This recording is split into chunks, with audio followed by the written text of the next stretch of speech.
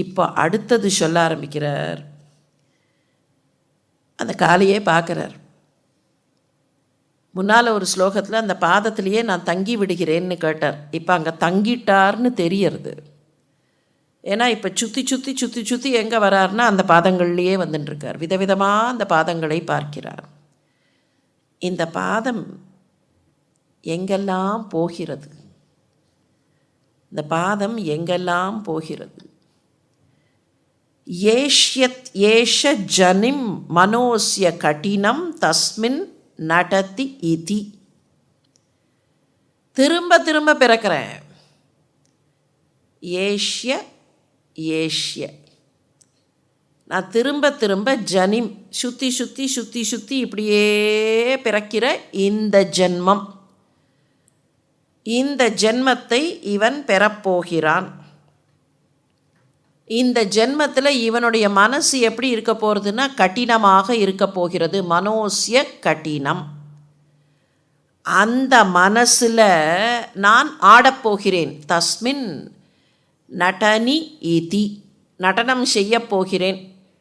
இந்த மனசில் நான் நடனம் செய்ய போகிறேன். எதுக்காகனா இவனை காப்பாற்றணும். இவனை காப்பாற்றணுன்னா இவனுடைய மனசில் நான் உட்காந்து பாட்டு பாடிவிட்டு அங்கேயே ஆட வேண்டும். மத் ரக்ஷாயை, என்னை காப்பாற்றுவதற்காக நான் பிறக்கிறதுக்கு முன்னாலேயே யூ ஹட் பிளான்ட். என்ன பிளான் பண்ண? இந்த ஜீவன் திரும்ப திரும்ப பிறக்கப் போகிறது. அப்படி பிறப்பெடுக்கும்போது இந்த ஜீவனுடைய மனசு கடினமாக தான் இருக்க போகிறது. அந்த மனசில் நான் டான்ஸ் பண்ணணும். அப்போது இந்த ஸ்டேஜ் கடினமாக இருக்க போகிறது. இப்படி வச்சு பார்க்கலாம். இங்கே யாரோ ஒரு குழந்தை ஆடணும். அந்த குழந்தை இங்கே ஆடணும்னு சொன்னால் அந்த குழந்தைய ட்ரெயின் பண்ணும்போது என்ன பண்ணுவார்கள்? நீ இதில் ஆடி பழக்கப்பட்டால் தான் கரெக்டாக ஆட முடியும் அப்படின்னு ட்ரெயின் பண்ணுவார்களா இல்லையா? அதே மாதிரியாக இப்போ ஏன் மனசுங்கிற பாறையில் ஆடணுங்கிறதுக்காக யூ ஹவ் அண்டர்டேக்கன் ட்ரைனிங். நீ எப்படியெல்லாம் ட்ரைனிங் எடுத்திருக்க தெரியுமா? நீ என்னுடைய மனதில் ஆட வேண்டும். அதுக்காக என்ன பிளான் பண்ணாராம் அவர்? யார்? சிவபரம்பொருள் என்ன பிளான் பண்ணார்? கிரி சீம்னி. கிரினா மலை, மலைகளின் உச்சி. சீமான்னு சொன்னால் எல்லை, மலையினுடைய எல்லை. இன்னொன்று சீமான்னு சொல்கிறச்சே தலைக்கு கூட மனிதர்களுக்கு சொல்லும்போது இதுக்கு சீமந்தம்னு பேர். இந்த வகுடு இருக்கே அதுக்கு தான் சீமந்தம்னு பேர். இந்த வகுட்டில் செய்யக்கூடிய சடங்குகளை செய்வார்கள்ங்கிறதுனால தான் சீமந்தம்னு அந்த விசேஷத்துக்கே பெயர் வந்தது. இந்த சீம அந்தம், இந்த சீமந்தத்தில் செய்யக்கூடியது. அதே மாதிரி மலையினுடைய சீமந்தம் என்னான்னு கேட்டால் மலையினுடைய உச்சி. கிரி சீம்னி, அந்த மலைகளின் உச்சிகளில், மலைகளின் பிரதேசங்களில் கோமள பத ஞாசக, உன்னுடைய மென்மையான அந்த பாதத்தை கொண்டு போய் ஒட்ட வச்சு நீ என்ன பண்ணின தெரியுமா? புற அபியாசிதக, நீ அபியாசம் எடுத்துக்கொண்டா. You took a training. இந்த மனசில் காலை வச்சு டான்ஸ் ஆடணும்னு சொன்னால் கால் எவ்வளவு கஷ்டப்படணும். அப்போது மலை உச்சிகளில் போய் டான்ஸ் ஆடி பழக்கப்பட்டுட்டா அந்த கடினம் இந்த கடினத்திற்கு ஈக்குவலாக இருக்குங்கிறதுக்காக அங்கே போய் யூ டுக் அ ட்ரைனிங்.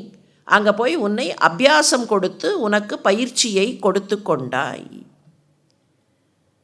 நம்முடைய சித்தங்களில், நம்முடைய மனங்களில் அவரை ஆடச் செய்ய வேண்டும். சிதம்பரம் அப்படின்னு சொல்கிறோம். சிதம்பரம்ங்கிற திருத்தலத்தில் தான் அவர் நாட்டியம் ஆடுகிறார் இல்லையா? சிதம்பரத்தில், பொன்னம்பலத்தில், கனக சபையில் ஆடுகிறார். மற்ற பல இடங்களில் மற்ற சபைகளில் ஆடுகிறார்னு சொன்னால் கூட பிரதானம் சிதம்பரம். அது என்ன சிதம்பரம்? அந்த ஊருக்கு பலவிதமான பெயர்கள் உண்டு. தில்லை வனம் இருந்ததுனால அது தில்லை. சிற்றம்பலம், சிதம்பரம், 2 பெயர்கள் உண்டு. இந்த சிற்றம்பலம், பொன்னம்பலம், கனகசபை அதெல்லாம் எப்படி அந்த அம்பலம் தங்கமயமாக இருக்கிறது அப்படிங்கிறத வச்சு வந்த பெயர்கள். புலியூர்னு ஒரு பெயர் உண்டு. அதே சிதம்பரத்துக்கு புலியூர் அப்படின்னு ஒரு பெயர் உண்டு. புலியூர்னு ஏன் பேருன்னு கேட்டால் வியாக்கிரபாதர் அங்கே தங்கி இருந்து இந்த ஆட்டத்தை பார்க்க வேண்டும் என்று காத்திருந்தார். அவருக்கு புலிக்கால் முனிவர். வியாக்ரத்தை போன்ற பாதம் கொண்டவர், அதனால் வியாக்ரபாதர். அப்போது புலிக்கால் முனிவர், அந்த புலிக்கால் முனிவர் தங்கி இருந்து பார்த்ததனால் அதற்கு புலியூர்னு பேர். இப்போ அந்த பெயர்கள்லாம் இருக்கட்டும். சிதம்பரம்னு ஒரு பேர் இருக்குது, சிற்றம்பலம்னு ஒரு பேர் இருக்குது. ரெண்டும் ஒன்றும் இல்லை, கொஞ்சம் வித்தியாசம்.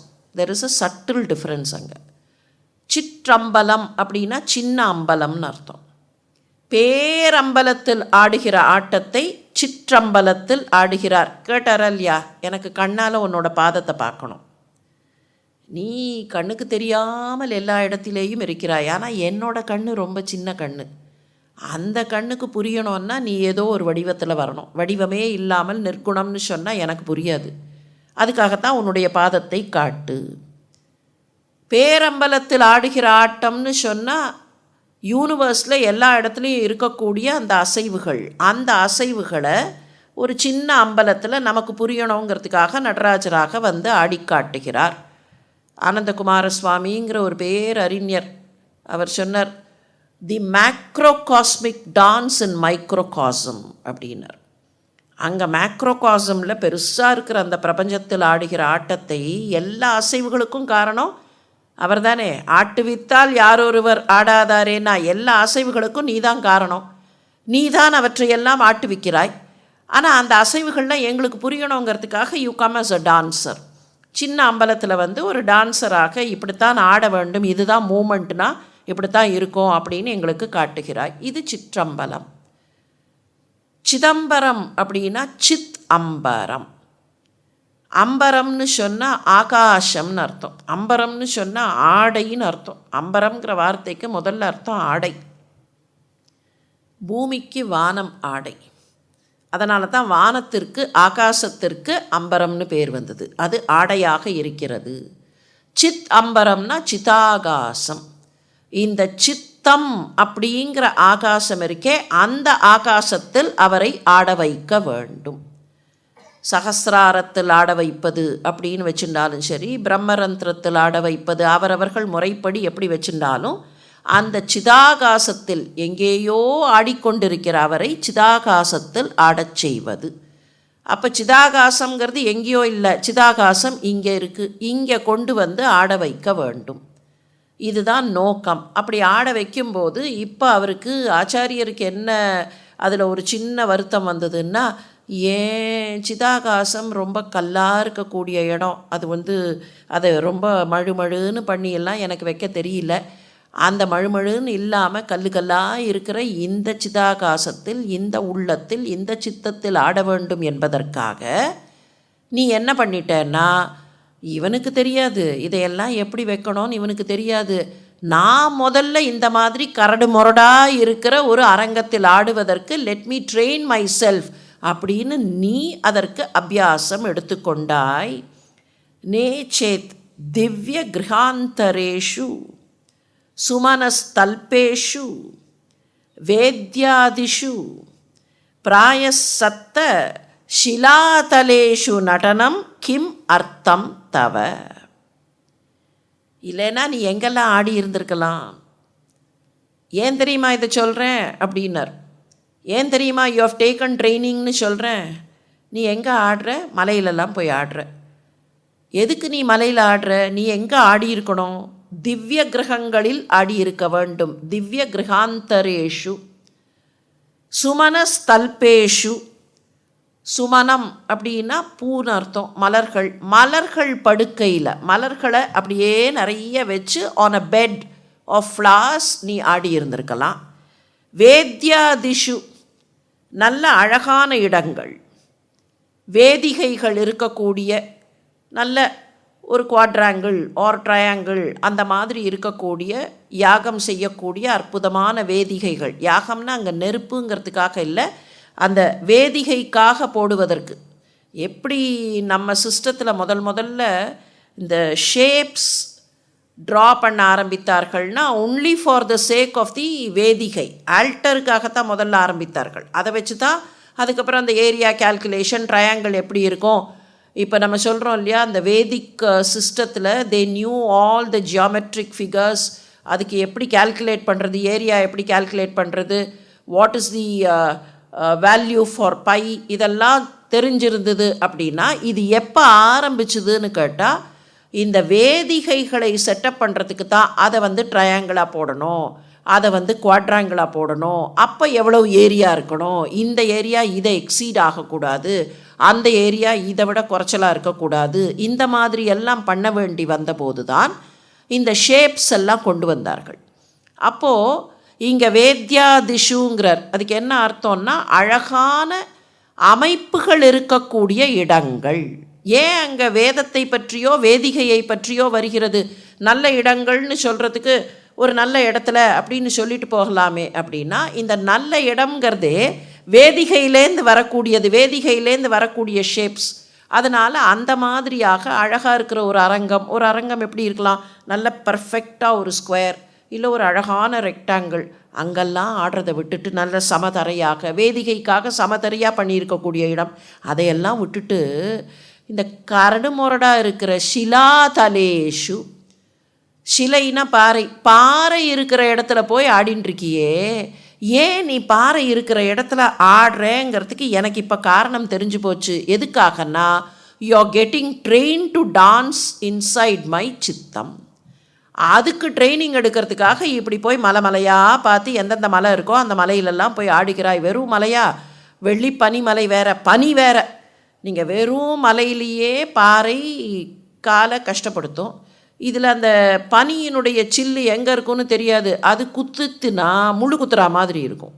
நல்ல ஃப்ரோசன் ஸ்னோ என்ன பண்ணும், அப்படியே குத்தும். அதிலெல்லாம் போய் டான்ஸ் ஆடுறியே, எதுக்காக இந்த மாதிரியெல்லாம் பண்ணுறேங்கிறது எனக்கு இப்போ புரிஞ்சுது. வேறு என்ன காரணமாக இருக்கும்? கிம் அர்த்தம்? What is the reason why you are dancing in these places, in the hilly terrain? The only reason is you are getting trained. என்னுடைய மனத்தில் ஆடுவதற்காக புற அபியாசிதக, எனக்காக நீ எவ்வளவு கஷ்டப்படுகிறாய். பகவான் தான் கஷ்டப்படுகிறார். நாம் நினைக்கிறோம் ஏதோ நாம் கஷ்டப்படுறோம், என்ன பகவான் இப்படிலாம் கஷ்டப்படுத்துகிறாரே அப்படிங்கிறோம். நமக்காக அவர் தான் கஷ்டப்படுறார். நியாயமாக பார்த்தா பகவான் யாருக்காக? பகவானுக்காகவா, பகவான் பக்தர்களுக்காகவா? சரி, பகவான் பக்தர்களுக்காகன்னு வச்சுப்போம். நாம் ஏன் கஷ்டப்படுறோன்னா, நாம் ஏற்கனவே பூர்வ ஜென்மத்தில் என்னெல்லாம் பண்ணினோமோ அதுக்காக கஷ்டப்படுறோம். ஆனால் அவர் என்னத்துக்காக கஷ்டப்படுறார்? அவருக்கு ஏதாவது பூர்வ ஜென்மத்திலேருந்து பண்ணினது அப்படின்னு இருக்கா? அவருக்கு ஒன்றும் இல்லை. நாம் எதையாவது சொல்லிடுறோம், அப்போது நமக்காக அவர் கஷ்டப்பட வேண்டியிருக்கு. ஒரு கதை சொல்லுவார்கள் தெரியுமா? ஒரு கோவிலில் பழங்காலத்து முறையில் ஒரு கோவிலில் ஒருத்தருக்கு ஒரு தண்டனை வழங்கப்பட்டது. ஆக்சுவலாக கோவிலில் தண்டனை இல்லை, கோவிலை சுற்றித்தானே வாழ்க்கை முறை. ஒருத்தர் என்ன பண்ணார்னா திருடிட்டார். He was a theft, habitual thief. He was doing a lot of theft. அதனால் அவர் அந்த திருடினவருக்கு தண்டனை. அவர் திருடிட்டார். அரசர்கிட்ட இவர் திருடிட்டார் அப்படின்னு கம்ப்ளைண்ட் பண்ணினார்கள். கம்ப்ளைண்ட் வந்தோடனே திருடிட்டாருங்கிறதுக்கு எவிடன்ஸ் எல்லாம் இருந்தது. கண்டுபிடிச்ச உடனே அரசர் என்ன சொன்னார்னா, இவரை பார்த்தார். அரசரும் காட் ஃபியரிங், இவரை பார்த்தாலும் கொஞ்சம் காட் ஃபியரிங்காக தெரிஞ்சுது. அதனால் நீ என்ன பண்ணணும், தினம் கோவிலை சுற்றி 108 தடவை பிரதட்சணம் பண்ணணும் அப்படின்னு ஒரு தண்டனையை கொடுத்தார். 108 தடவை நீ பிரதட்சணம் பண்ணணும். சரின்னு 108 தடவை பிரதட்சணம் பண்ணணும், இத்தனை நாட்களுக்கு பிரதட்சணம் பண்ணணும், அது தட் வில் பி மானிட்டர்ட் அப்படின்னெல்லாம் தீர்ப்பு வந்துடுது.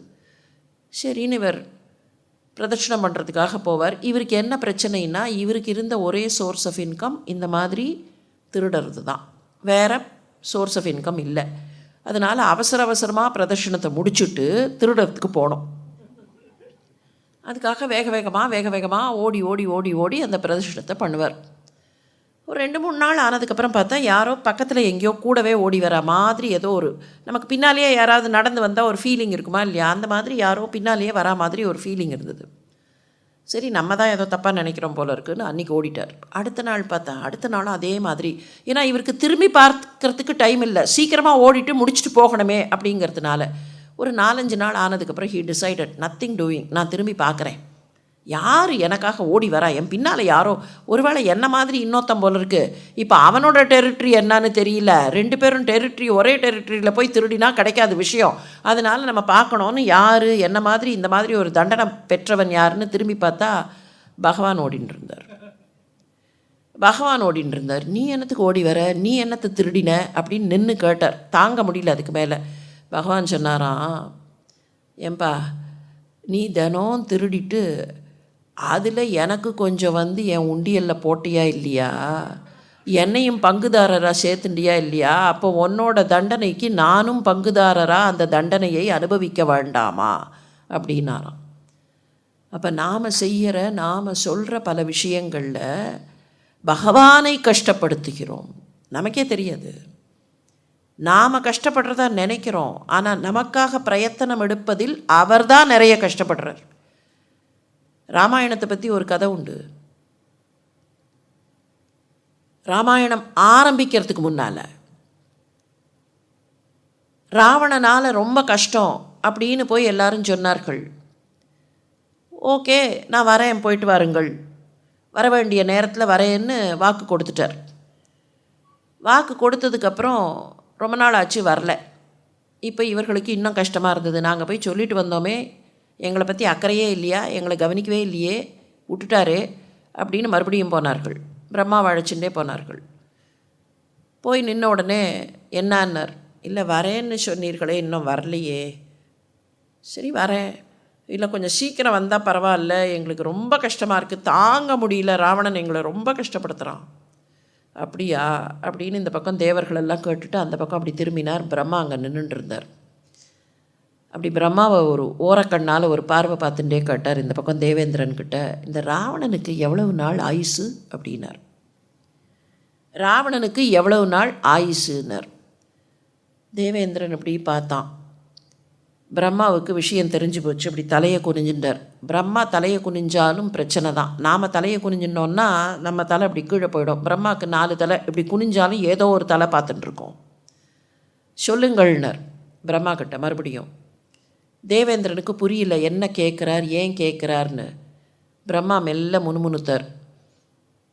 3 கோடி வாழ்நாள், 3 கோடி ஆண்டுகள் அவனுடைய வாழ்நாள். ராவணனுக்கு வாழ்நாள் எவ்வளவுனா 3 கோடி ஆயுள் அப்படின்னு சொல்கிறது. அந்த 3 கோடி ஆயுள்ங்கிறது 3 கோடி ஆண்டுகள், 3 கோடி ஆண்டுகள் அவனுக்கு வாழ்நாள்.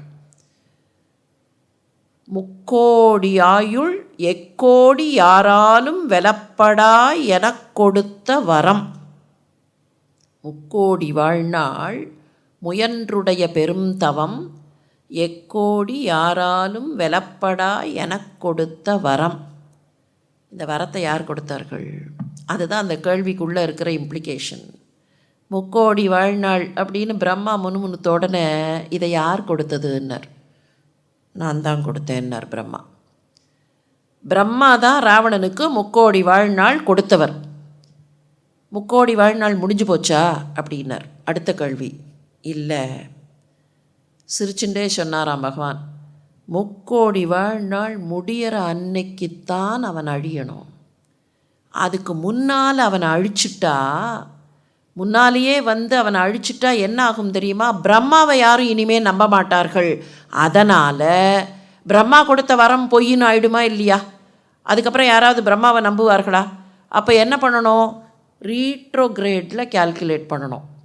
அவனுக்கு என்றைக்கு வாழ்க்கை முடியணும், அப்போ என்றைக்கு சண்டையை ஆரம்பிக்கணும், அப்போ எவ்வளவு நாள் முன்னால் பாலம் கட்டணும், அப்போ அதுக்கு முன்னால் எவ்வளவு வருஷம் காட்டில் திரியணும், அந்த காட்டில் திரியறச்சே எந்த பாயிண்டில் சீதை காணாமல் போக வேண்டும், அப்போ காட்டுக்கு வரத்துக்கு முன்னால் எவ்வளவு நாள் நாட்டில் இருக்கணும், எவ்வளவு நாள் நாட்டில் இருக்கணும்னா என்றைக்கு ஜனனம் வரணும், என்றைக்கு ஜனனம் வரணும்னா அதெல்லாம் கால்குலேட் பண்ணி தான்ப்பா அவதாரம் எடுக்க முடியும். அவ்வளவு சீக்கிரத்தில் அவதாரம் எடுத்துட முடியாது. ஆல் திஸ் பகவான் ஹேஸ் டு டூ.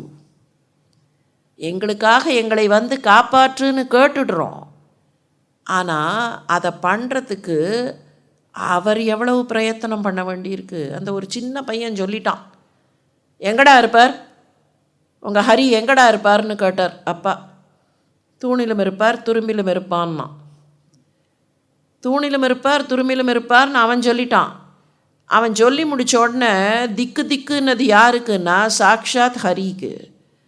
இந்த விவஸ்தை கட்ட ஹிரண்யன் தூணை உடைக்காமல் துரும்ப உடைச்சான்னா அந்த துரும்புக்குள்ள இதுவரைக்கும் இல்லாத ஏதோ ஒரு வடிவத்தில், மனிதனாக இருக்கக்கூடாது, மிருகமாக இருக்கக்கூடாது, வித்யாதரனாக இருக்கக்கூடாது, கிண்ணறனாக இருக்கக்கூடாது, அப்போ யாருக்கும் இதுவரைக்கும் தெரியாத ஒரு வடிவத்தில், கையில் எந்த ஆயுதமும் இல்லாமல் ஆனால் ஆயுதத்திற்கு நிகரான நகங்கள் கொண்டதாக இருக்கிற ஒரு வடிவத்தில் அவன் என்ன கேட்டிருக்கானோ வரம், அதுக்கு தோதா ஒரு அப்பியரன்ஸில் வரணும்னா தூணுக்குள்ளே நரசிங்கமாக உக்காந்துருக்கிறது ஈஸி, துரும்புக்குள்ளே உக்காந்துருக்கிறது எவ்வளோ கஷ்டம். இந்த பையன் சொல்லிட்டான் இவனுடைய அப்பா துரும்ப உடைச்சா இவன் சொன்னது பொய்ன்னு ஆகக்கூடாது, அப்போ அந்த துரும்புக்குள்ளே போய் உக்காந்துருக்கணுமேனு அதுக்கு பிரயத்தனம் பண்ண வேண்டியது யாரோட வேலையாருது, அந்த பகவான் பண்ண வேண்டியிருக்கு. அப்போ அவர் எவ்வளவு பிரயத்தனங்கள் பண்ணுகிறார். அதனால தான் சொன்னார், என் மனசில் ஆடணுங்கிறதுக்காக கடினமாக இருக்கிற என்னுடைய மன அஸ்ய கடினம், கடினமாக இருக்கிற இந்த மனசில் ஆடணுங்கிறதுக்காக புற அபியாசித்தே, நீ அபியாசம் எடுத்துக்கொள்கிறாய்னா அப்போ you have to plan something. அவருக்கு ட்ரைனிங்லாம் வேணுமா, பயிற்சியெலாம் வேணுமான்னா he has to set everything so that நமக்கு நன்மை கிடைக்க வேண்டும். என்னென்னமோ அவதாரம்லாம் எடுக்கிறாரா இல்லையா. குதிரைப்பாகனா வந்தார் எதுக்காக, பிட்டுக்கு மண் சுமந்து பிறம்படி பட்ட உன்னை அப்படின்னு கேட்டார்களே, எதுக்கு பெரம்பால் அடி வாங்கினார்?